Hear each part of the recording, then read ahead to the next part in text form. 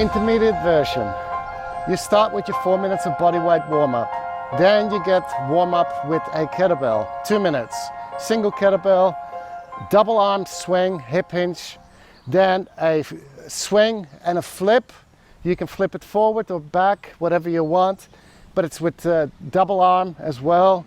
Then you get open palm, thumb through clean, and then a racked squat. So the bell is racked at the front with the base facing up. We're going to get Anna to demonstrate the sequence one time, front on and side on. Here we go, Anna. Double arm swing. Flip. Clean. Squat. Swing. Flip. Clean. Squat. All right, stop. Now side on, please. Make sure that weight is far enough so you can hike it back properly. And swing. Flip. Clean. Squat. Drop. Swing. Flip. Clean. Squat. And stop. Very nice.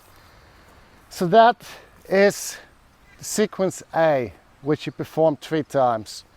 Before the grinding work, you do it once. After the grinding work, you do it once. Then you do your grinding work again, and then you finish with it again. We're going to get Anna to demonstrate the intermediate 6-minute grinding EMOM. Here we go.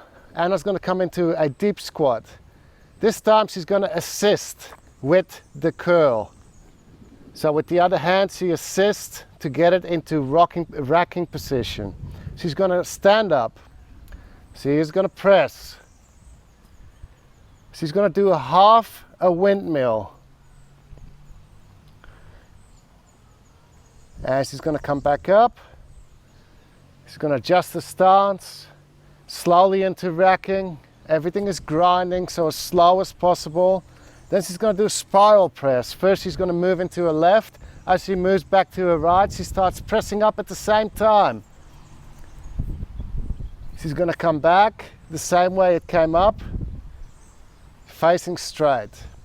Then she's going to drop it into a hang and a hip hinge. Then she's going to bend over and row. Nice and slow. Back into hang and lift it. Then return dead to the ground. Then you wait for the next minute to start. It might give you 20 seconds or 15 seconds of rest. Bang, the next minute starts. Anna's coming onto a deep squat. She inserts the left hand with a good hand insertion, 45 degrees. Other hand comes over, curls. She stands up. She's gonna press it up, nice and slow. Adjust the stance for the windmill. Then she's gonna do half a windmill. That knee is slightly bent. Back up.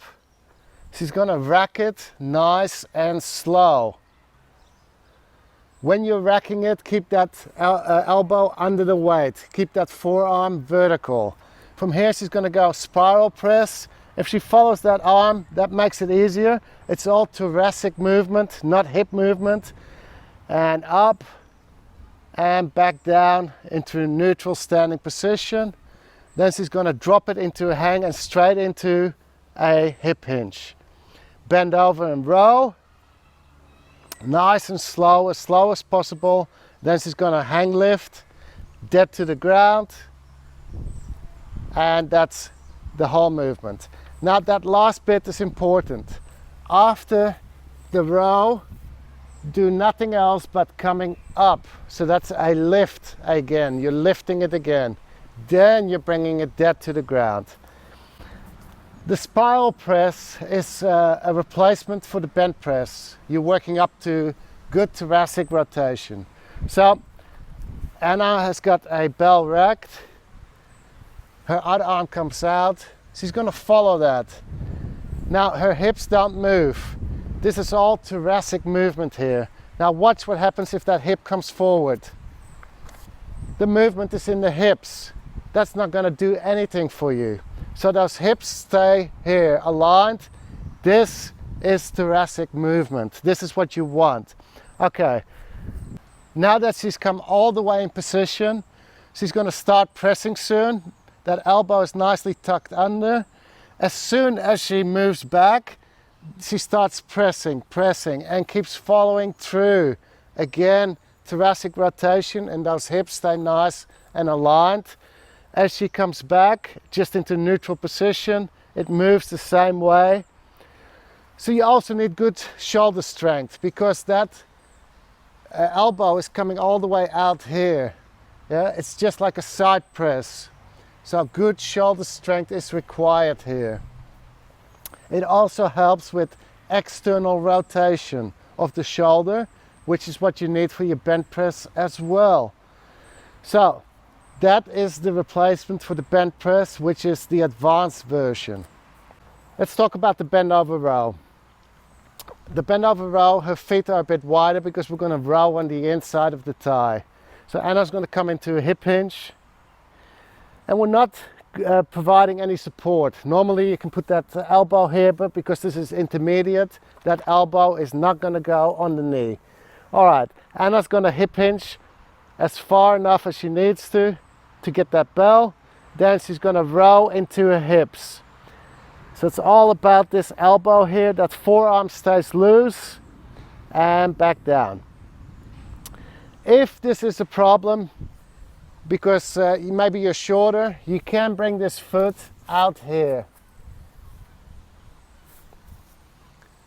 and do the same thing. That's it. This no support means that she's working her back muscles a whole lot more. If she would place that elbow here, then she can focus more on the row. This is a good thing if you're working your rear delts, your lats, and you want to focus on that rather than your rectus spinae. For now, we are just going to do it without support, but it's a little tip for your normal training.